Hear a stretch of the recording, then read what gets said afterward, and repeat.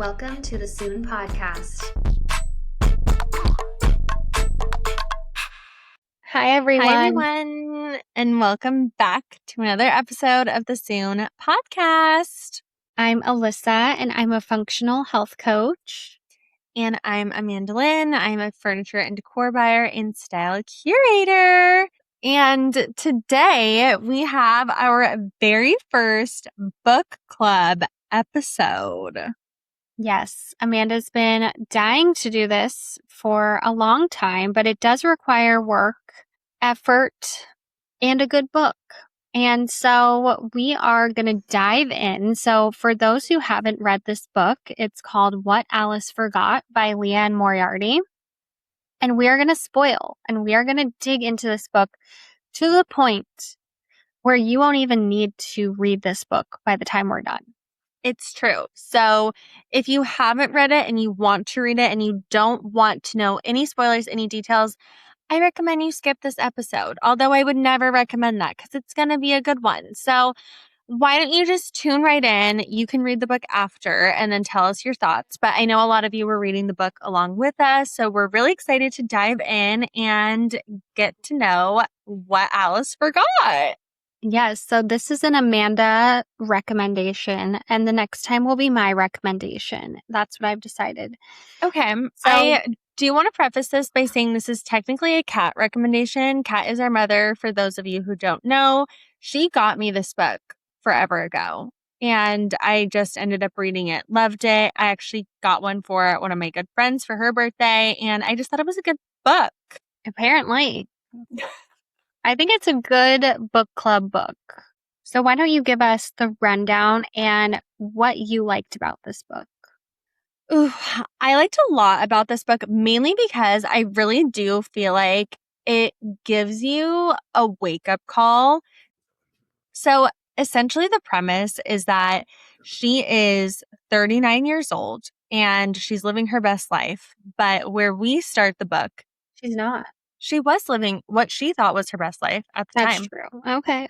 Anyways, she goes to a spin class, falls off, hits her little noggin, and she wakes up thinking that she is fully 29 years old. So she's 29. She's asking for her husband. She thinks she's pregnant. All the things are happening.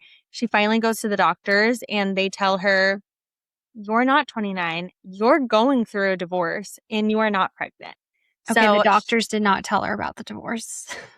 Okay. They're like, we happens. have to prescribe you with a divorce. Well, she finds out all of this stuff. So the life that she thought that she was living, her 29-year-old self, and she loved her husband, and she was about to give birth to her first child, all of that had already passed her by.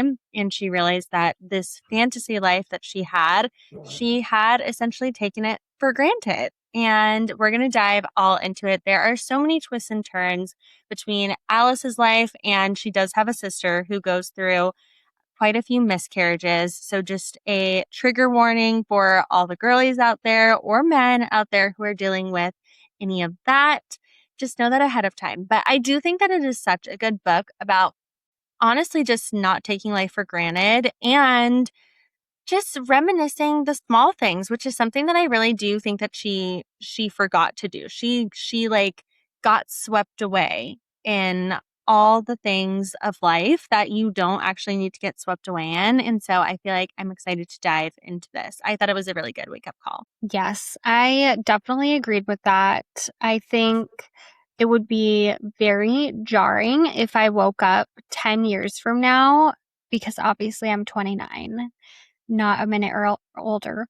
And I would be so sad to not remember my marriage, those early years with our child and like giving birth. And she doesn't even know if her child is a boy or a girl. And then she finds out she has 2 other children. And it's been 10 years and she's raised those kids. And I would just be very shook. And she's just like, how do I be a mom? Like, wait, I have to cook them dinner? Like, what are their names? Who are these people, you know? And then she kind of turns to her sister and she's like, "Do you have kids?" And she just completely doesn't remember that her sister has had multiple miscarriages and has been going through IVF like multiple times, and just all of the pain that comes along with that.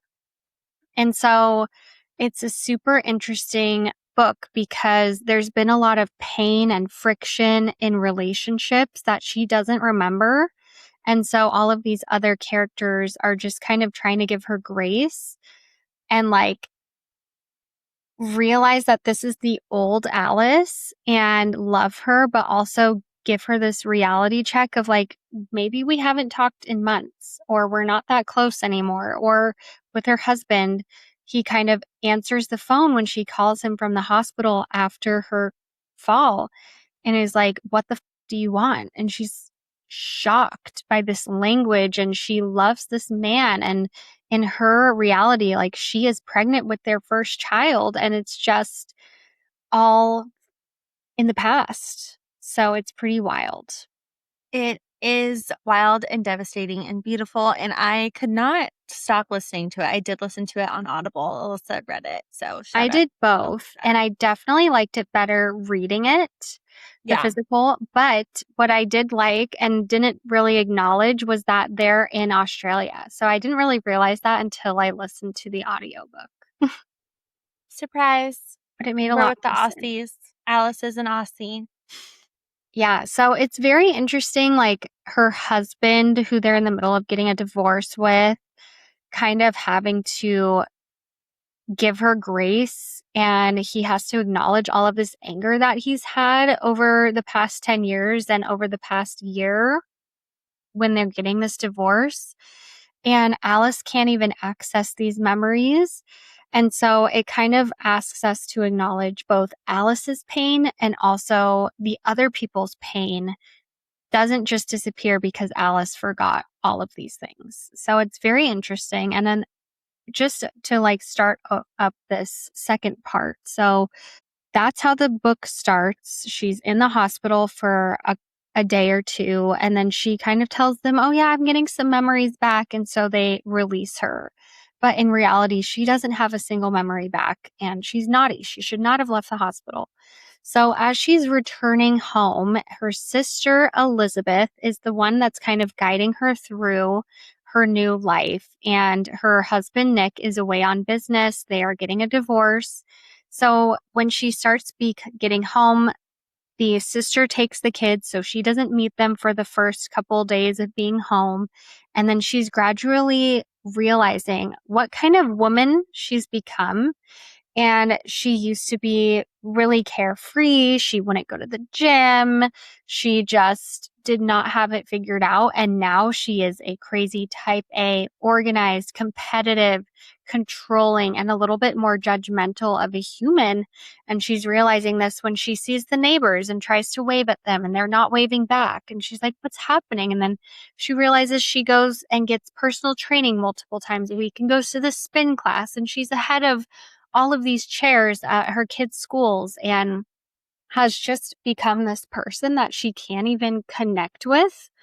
So I think that that's super interesting and was kind of hard to reckon with because I really liked the old Alice, and I don't know if I would have liked the modern Alice. What I did you think kind of think? I feel like that was the hardest part for me, aside from her and her marriage, which was just heartbreaking for me, which we'll talk about. But I agree. I was like the old Alice, she seemed so fun, so whimsy. And honestly, I feel like it's something that a lot of us at, 29, early 30s, we could attest to. Like, I read this book on the week of my 29th birthday. So I feel like I was like, oh, it's hitting me hard. But Oh, I so you just read it last year? no, the last week before I turned 30, the week of my 30th birthday, the last week Oh. before. Oh my God. Yeah. So I was like, oh my God, it's me. I'm the old Alice. Like, so fun, like all the things. And she's just like so full of life, so excited for all of these new chapters that are coming. And then she's realizing the woman that she has become doesn't care about these little things. And I feel like the stark contrast between the two Alices is what is so interesting, because she is now having a hard time of being like, well, do I want to be the new Alice, or do I want to be the old Alice, or can I find a middle ground? And honestly, like, as she's meeting her friends again that she didn't even realize she had, I mean, they're not the friends that she ever expected. One thing that I hated, it broke my heart, was when they bought their house, there were these two lions out front. They bought their house from an elderly woman, and she Stone lions. stone lions, not real lions. You know, I know everyone was assuming that, but they bought their house. Of course, this is before she fell. From an elderly woman, and she wanted to, you know, give them a good price, do all the things. And they, in return, wanted to keep the character. Their favorite thing out front of the house were these two stone lions. And she, for the life of her, was like, where did these go? Where did these go? Someone must have gotten rid of these lions. These lions were my pride and joy. They reminded me of the old homeowners, all the things. And then she found they were in the garage. Like, she had taken them and she'd put them away because they didn't fit her aesthetic anymore. So you're seeing all of these new versus old, which is just really interesting and honestly really heartbreaking to read and feel her pain going through it, of being like, who am I now? Why am I like this? What happened to me? And it's sad. There's even a part where she doesn't know what to wear in her current closet. And so she comes downstairs wearing like this scarf. And her sister's like, that is your daughter's scarf. Like, what are you doing? But she's just like, does not relate to this different version of her. And I'm just trying to think, if we went back in time 10 years, if I could fathom my closet, my identity as a 21-year-old. And I just remember these lace combat boots that I would wear like all the time. And I'm like, oh my gosh, I cannot imagine putting those back on every single day. So I definitely think that it's interesting to think about. It's true. It's true. But the next part rolls into when she meets her family, which is her husband and her children. 2 children or 3? 3. 3. So she has 3 children. One of them is a little bit older. That was her first daughter that they ended up having, who she essentially thought that she was still pregnant with after her fall. And she gives her a bit of a run for her money, I will say. She's at that age where she's sassy. They don't understand why their parents are separating. All of it is really confusing for the kids, and they're definitely not giving their mom any grace. Granted, on the flip side, it's so hard for them to understand. They're at those younger ages where they're like, Mom, what do you mean you don't know my name? What do you mean you don't know where I go to school? They're so confused, on top of her and her husband already being separated. I think that these poor kids are just going through hell. And so it really just dives into her meeting them, her trying to figure out, one, what's going on with her oldest daughter? Where can they rectify their love for each other? Because it clearly shows that they are not always seeing eye to eye, which I feel like moms and daughters at that age, it just makes sense. But the hardest part for me was, of course, the children, but really the husband. I feel like you can just feel her pain and her love from her 29-year-old self, but then she'll have these flashes of hatred towards this man from her 40-year-old self. And she's like, she still doesn't know what actually happened between the two of them. If something happened, and she's like constantly like, if he cheated on me, like, we can get through this. If he did this, like, we can get through any of this, you know? Yes. And so you can just feel how much she really loved this man. So in between all of this, where she's meeting her kids, meeting her family, getting to know herself again, she's having these flashbacks of a friend of hers that she doesn't remember who this woman is. Gina. Yes. So she keeps thinking of this woman, Gina. Gina, Gina, Gina. People keep beating around the bush about Gina. They're remembering Gina. And she's like, who is Gina? why do people act like we were so connected at the hip?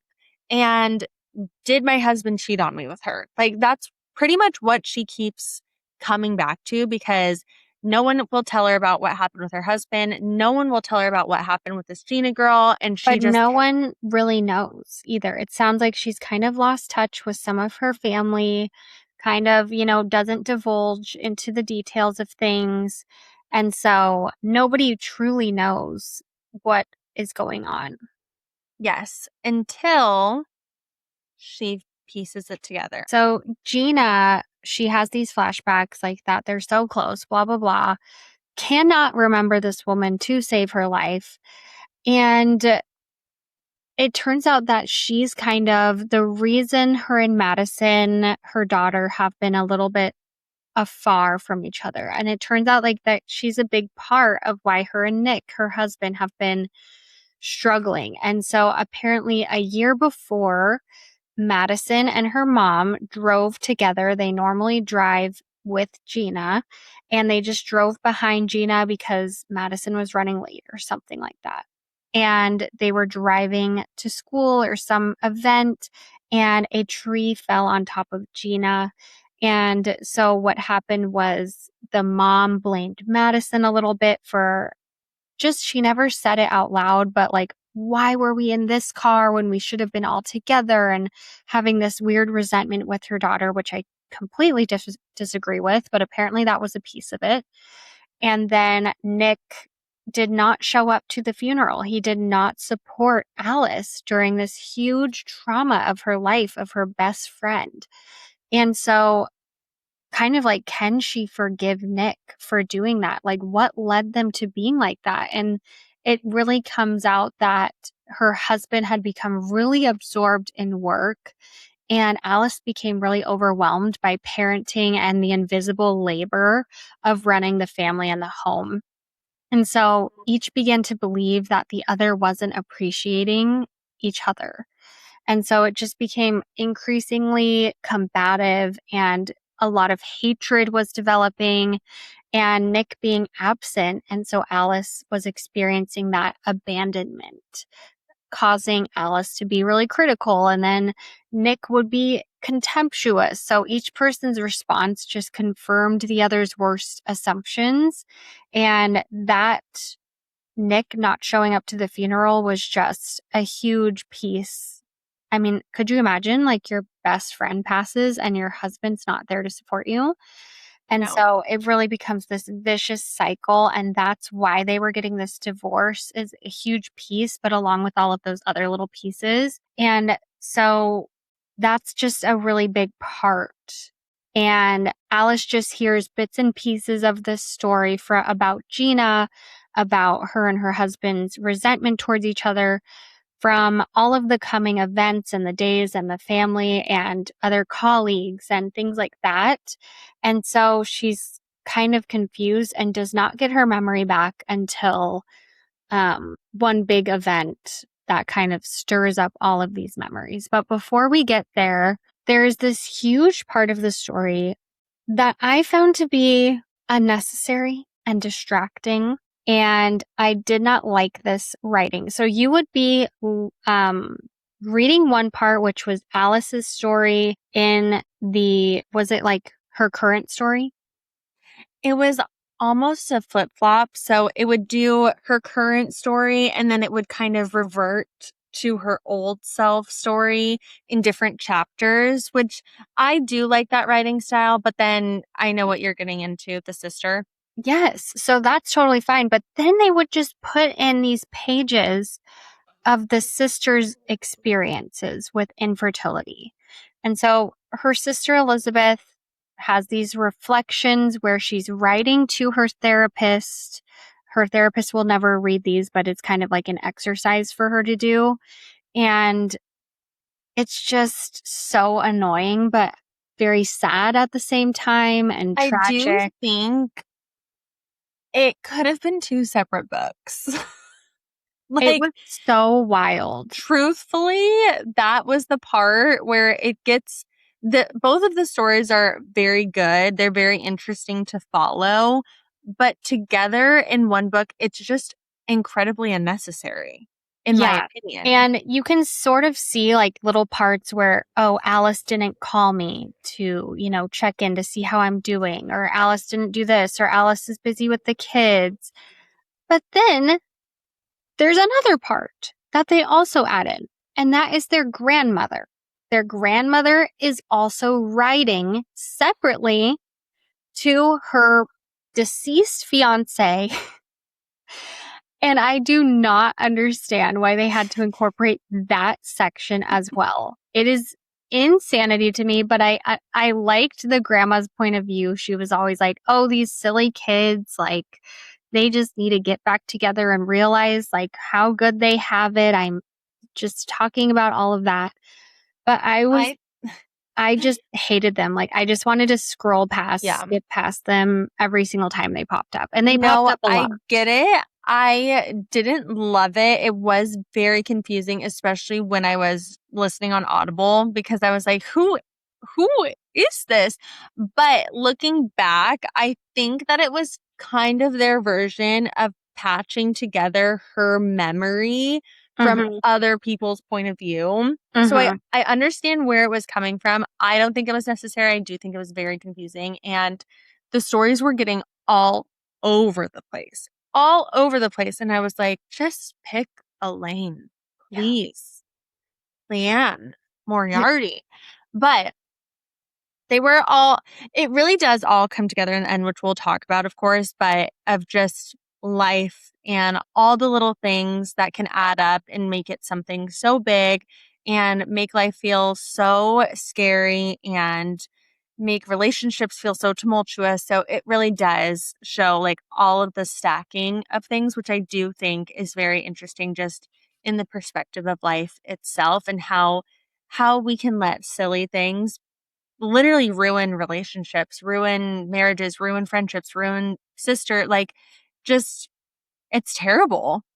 Yeah, I definitely related to the sister in a lot of aspects. I mean, she's gone through IVF multiple times. Thank God I only had to do it one time, but I also did IUI 4 times, and everything just starts feeling so old, so monotonous, so like you don't want to keep telling your family members like all of these disappointing things. It brings everyone down, including yourself. And then she kind of comes to this point where she's deciding if she ever wants to do another round of IVF. And why have they done so many rounds of IVF and spent hundreds of thousands of dollars? And they shouldn't have let it go on this long. And so I think it's so interesting how that kind of became her identity, because she'd been going through it for years and had this like resentment towards people that had kids, and including her sister, and then her sister getting kind of sick of these stories, and not like her empathy jar was running low because it had been going on for years, and she had 3 kids of her own to focus on their life and their joy and all of their ups and downs. And so it was like very interesting to read, because I never had to go through all of that. Like, I had in my head, I'm going to go through 4 rounds of IUI. So once that was done, we moved on. But IVF, if this one did not work, that would have been like a very weird, hard conversation about what am I going to do? Like, how many rounds of this are we going to put each other through? Because it's not just a you thing. It's not an individual thing. It's like your family, it's your friends, it's your spouse. And it's so hard. But I do know people that have gone through years and years and years, or like I'm in these forums and they're not getting any eggs retrieved after their 3rd retrieval. And I just kind of want to be like, it's time to move on, like this is not going to happen this way. And I don't know what your doctors are telling you, but like there needs to be another path for you. And so that was like a very interesting thing. And also she continued to have miscarriages. So she would have some glimmers of hope, and then the baby would pass. And that would be incredibly hard. I never experienced that, knock on wood, but like having that little bit of hope, like, oh my gosh, we can create life and sustain life. and then having it taken away from you, I think would just be such a mind fuck. And it was a hard thing to read for sure. Yeah. Did Yeah. you, and you didn't Alyssa even, Alyssa wasn't too thrilled about that part. I will say that Alyssa resonates more with the sister in terms of like what she's gone through. I resonate more with Alice. And so I think that I was like, oh, like that's terrible. And then I was like, this is a great book. I loved it. I learned so many things. So I feel like I really did like the perspective of Alice looking back and being like, I should have done more. I should have Mhm. been better. I should have been less selfish with where I put my empathy because she needed me, but she didn't know how to ask because she was putting everything she had into trying to get pregnant. And they honestly, they lost touch. Like they would keep in contact a little bit, but they were so close. They were so close as sisters, best friends, loved each other so much. And then they just faded away because they let the things in life happen and they let that get the best of them. And there are touches from the sister's perspective in regards to Alice and her friend Gina. It seemed like Alice was so close with Gina, and everyone that loved her was a little bit envious of how close they were. They were just like, well, why doesn't she treat me like that? Why doesn't she do that with me? Why doesn't she want to hang out with me?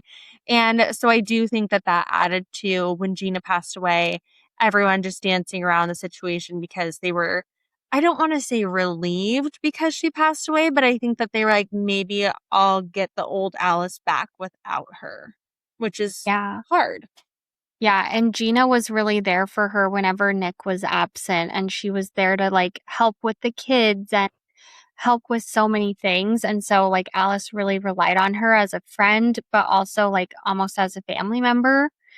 And so that was super interesting. And just like bringing it back to the Elizabeth part, I kind of think about how you lose touch with friends who are still going out and partying when you're an adult. And you're like, I don't even know what we're going to talk about when we're together. Like our lives are so different.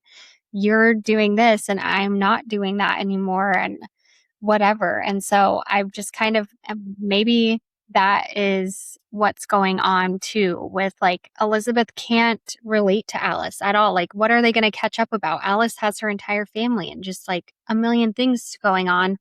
And then Elizabeth is really focused on this fertility stuff.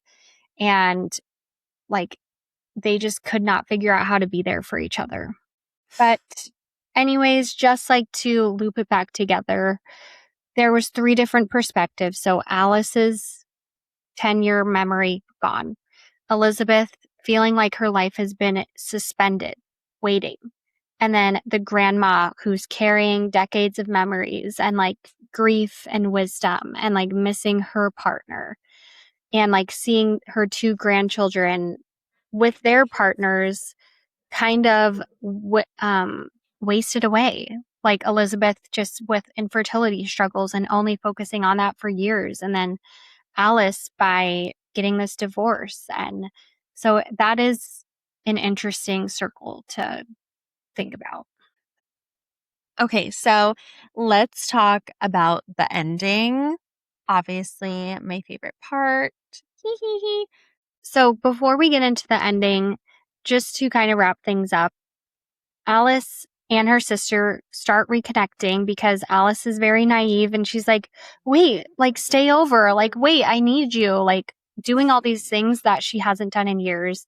She's also doing the same with Nick. So they haven't, had dinner as a family in months. And she's like, wait, you need to stay over for dinner. Like, I need help. I'm, struggling. I don't know what's going on. Or let's I don't know, like they would go and sit next to each other at their kids' recitals instead of like apart. And so think little things like that were starting to occur that hadn't happened because Alice is just naive to all of the hurt and conflict. And so, Amanda, why don't you tell us about the ending? Okay, so then when we get to the end, Alice's memory does return. So she regains her memory and everything floods back. But with that and all of the emotions that she's already been experiencing comes a lot of anger. And the anger it's towards pretty much everyone that we talked about, except for her grandma. We all love Franny, okay? But mainly a lot of anger towards Nick, which is, of course, really difficult because she has been on this trajectory with him. Like, they've been going on dates. They've been, like Alyssa said, hanging out together, sitting next to each other, having family dinners again. And then all of a sudden, all of this resentment comes flooding in of like, why didn't you come to my best friend's funeral? Why did you let things go on like this for so long? Why did you have all of this resentment? Why did you work so long, such long hours? You didn't want to spend time with us. Like, she is feeling all of these things along with all of the love that's been pouring into her. And so it's a really, really hard time. And then with that is, of course, the anger against her sister. I would say with her sister, it's not as much anger as it is just she realizes that they both messed up. And I think that with her, she just wants to be on better terms.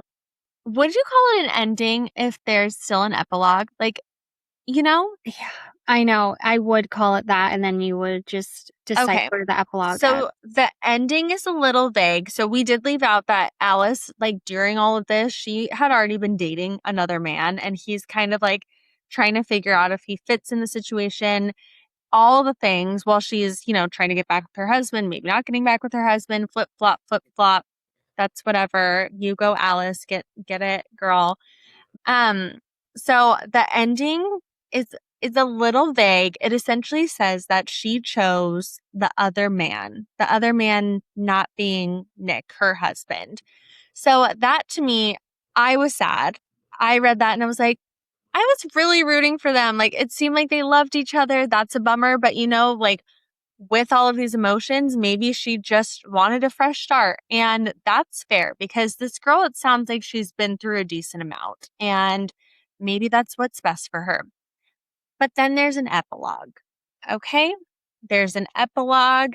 And essentially, what was it? She was dreaming that she was in the water and Nick was beside her, and then she wakes up, and lo and behold, Nick is there. She actually chose him in the long run, which I was so happy about.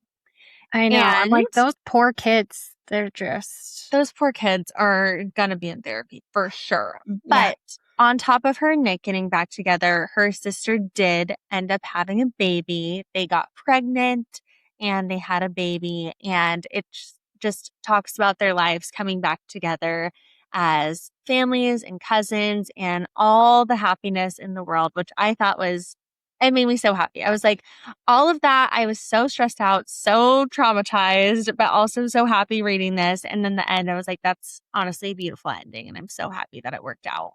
Yeah, I felt like she just felt all of those emotions towards Nick and like couldn't be with him at that time. But then she had still kind of rekindled this love towards him and like grace.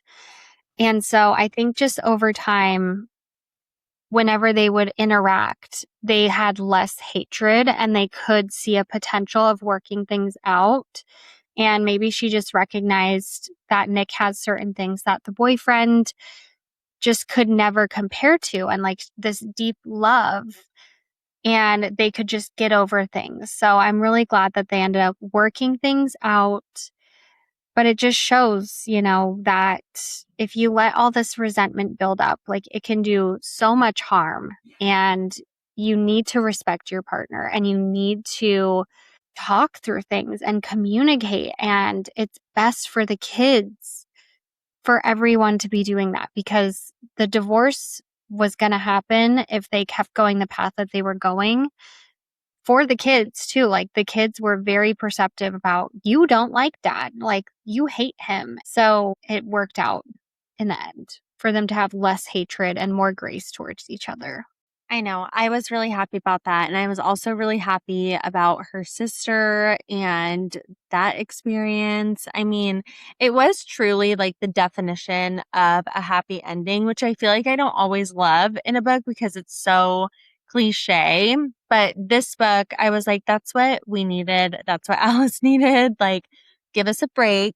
We want some happiness. And I do think that it shows that even though she didn't technically hit like a reset button, there's no reset button, but you can still rectify relationships in your life. You can still honestly hit reset and change the trajectory of relationships that you have because life is so short. So it really does allow you to wake up and say, okay, why am I getting so angry at this? Why am I not talking to this person? Is this how I've been acting? Is this what my life looks like? And I think that that was the whole purpose of this book. Yeah. Take ownership of your actions. It takes two to tango, and quit the petty shit, you know? Quit the petty shit, Alyssa.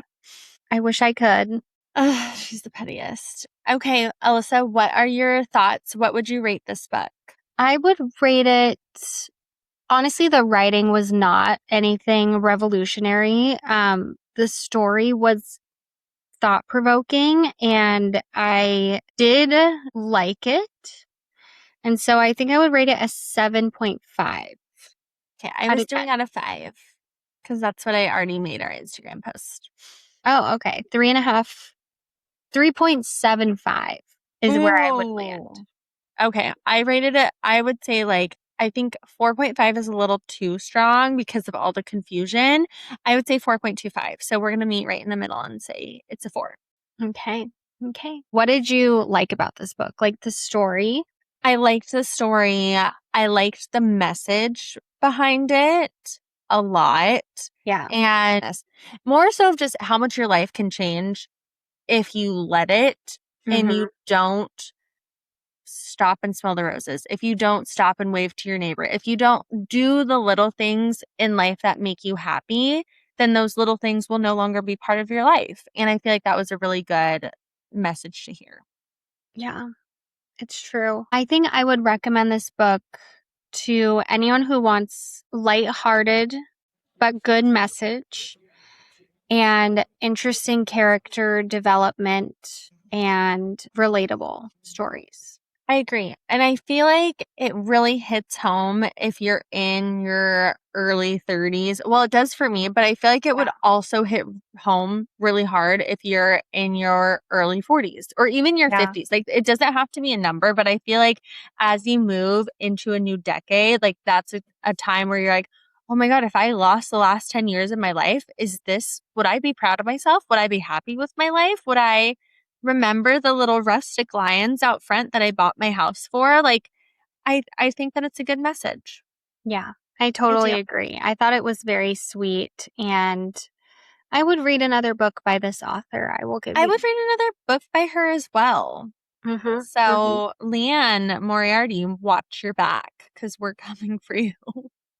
Did you ever watch Big Little Lies? That was written by her.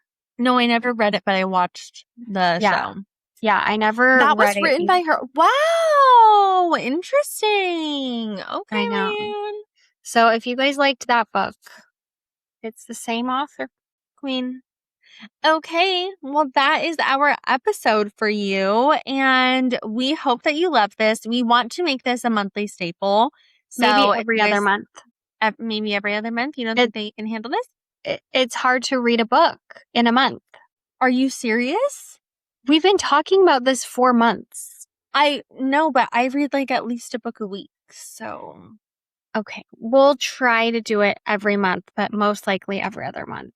How about you guys let us know if you love this and if this is something that you want us to continue, and then we will go from there. But we love you guys, and we hope that you had so much fun at this book club as we did. And I hope that you're listening to this with a martini in hand, ready to bust open what Alice forgot. Woo! Or close it, because maybe you read it. Or close it, because I hope you read it. And that's all you needed to do. So we love you, and we'll talk soon. Talk soon.